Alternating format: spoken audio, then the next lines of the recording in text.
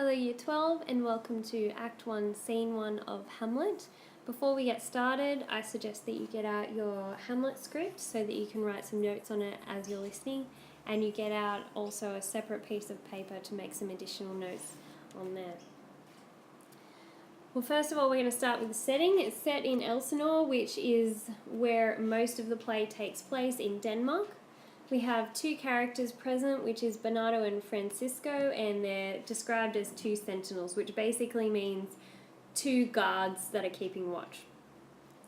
The play opens with the theme of identity, which becomes an important theme throughout the play as people manipulate their own identity and seek to discover other people's identity as the play progresses.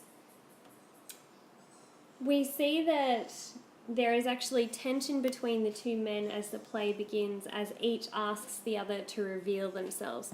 So the important thing about this is we already have an atmosphere of darkness, and things are unclear right from the very beginning.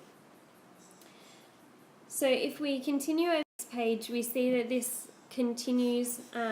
We also find out it's 12 o'clock, so it's midnight, so naturally it is probably very, very dark, and we find out also it is bitter cold. So far we have darkness, things are unclear, things are very cold, and then that's added to by Francisco as he says that he feels sick at heart. So that means that he's quite melancholy. We already know from these three things, the coldness, the darkness, and the feeling of being sick at heart, that things are amiss. Things are not quite right in Denmark, and we just need to wait a little longer to find out what is actually wrong. So then we have Bernardo says, can you remind Horatio and Marcellus to come meet me? They're supposed to be on watch with me. And then Horatio and Marcellus pretty much turn up straight away.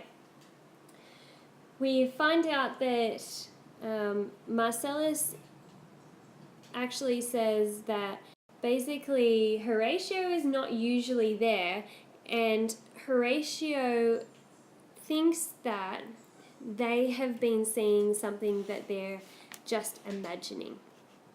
So he says that if the apparition come, he may approve our eyes to speak it.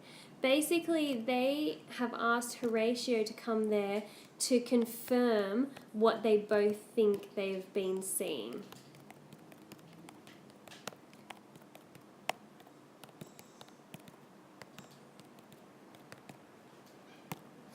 So we know from that Horatio is a skeptic. He then follows it up with tush tush, 'twill not appear. They settle in. As Bernardo describes what they've seen in the last couple of nights, we have the apparition who actually appears, which is identified as a ghost in the script. We see immediately that they're actually trying to seek out this ghost's identity by saying, in the same figure like the king that's dead, and then even Horatio confirms it when he answers Bernardo's question by saying, most like it harrows me with fear and wonder. So he's frightened by what he sees. The important thing to remember about ghosts in Elizabethan England is they actually were quite a superstitious bunch of people, and they had really clear ideas about the supernatural. So they kind of had three different types of ghosts in their view of, I don't know, I guess spirits and those things that appear to us. So they had two that are relevant to this play.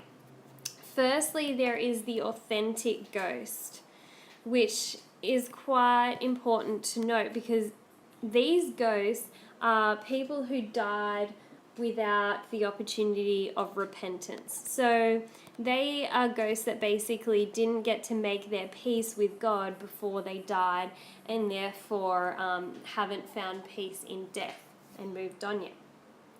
The second type of ghost is a false ghost. So basically these ghosts can appear in many different forms. So these ones are kind of the dangerous ones because they can be a ghost or a spirit or something that a witch has kind of brewed up that is designed to deceive people and to lead people into trouble and chaos. They're really important things to remember, as they'll explain some of the actions that Hamlet takes to actually determine the identity and the truthfulness of the ghost in later scenes. Anyway, so we know this ghost is appearing like he is the ghost of the king. So Horatio then describes that further by saying that basically this ghost looks like he's even wearing the clothes of the dead king of Denmark. Now, important note here, where it says Denmark, that actually means the king. So in these scripts, you'll notice that there will be people who are called Denmark, Norway, or England, and that means the king of Denmark or the king of Norway or the king of England. Rather than calling them by their actual name, they identify them by the country which they rule. So the conversation between the men continues, and they basically continue saying how much like the king he looks. So again, the question, is it not like the king? Horatio then confirms again, such was the very armour he had on when he, ambitious Norway, combated. So he's saying that he's wearing the same armour that he wore when he fought the king of Norway. He's saying, so frowned he once when in angry parley he smote the slated poleaxe on the ice. So the same expression as the king. And then Marcellus is saying, you know, I've seen him a couple of times while I've been on this watch. The important line here that we have is a line that actually foreshadows the later action in the play, when we actually have from Horatio saying this bodes some strange eruption to our state. He's basically saying there's something wrong in Denmark, which becomes very important later on in the play.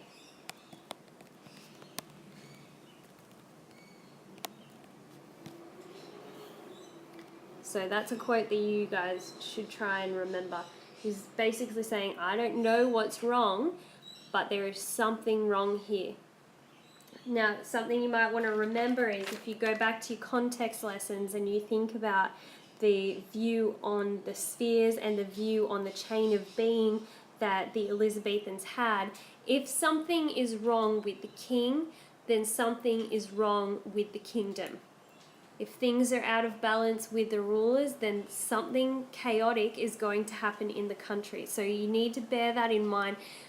They keep the peace, they keep the right of their rulers in very, very high esteem in Elizabethan society. So keep that in your mind as we continue on. Following this, Marcellus is asking questions of Horatio, saying what's happening, because I've been watching and there's a whole bunch of cannons coming across, there's a whole bunch of other pieces of war. Why is there no day offs on Sunday? Why is it they're all working day and night, and why is it that no one's telling me what's happened? Horatio is quite an observant character. He's quite astute in making sure that he knows what's going on in the kingdom. And basically, I like to call this part where Horatio explains what's happening the flashback scene, because I imagine if I was a director, I would put like a little montage in here of all the things that have happened to lead up to this moment in the play.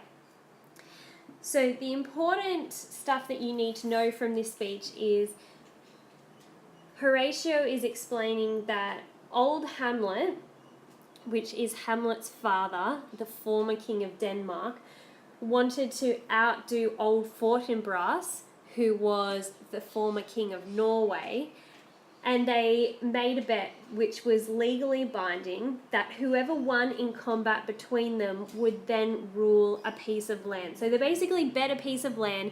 Whoever killed the other, they would then win that piece of land. It was a legally binding contract. It wasn't just some off-the-cuff thing from the king. So we then have young Fortinbras, who is known as quite hot-headed, young, untested.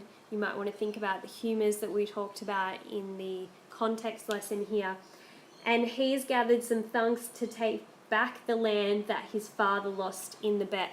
The important thing to remember from this one is that we then also have the theme of avenging the father come to light, which becomes later and also kind of ties in with the theme of revenge that we will see as Hamlet is introduced to the ghost.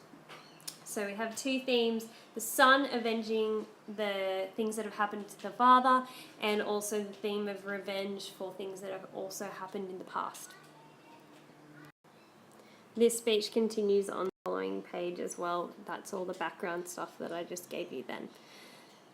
If you now go to lines 110 to 125 in your books, we'll just have a quick look at those as well. Basically, Horatio is now confirming that the ghost is quite a concern, because he believes that it's kind of foreshadowing something bad that is to come. So he uses a comparison between what's happening in Denmark and what's happened in Rome in the past. So he's saying that it's a prologue to the omen coming on, have heaven and earth together demonstrated unto our climatures and countrymen. Saying nature's telling us something is going wrong.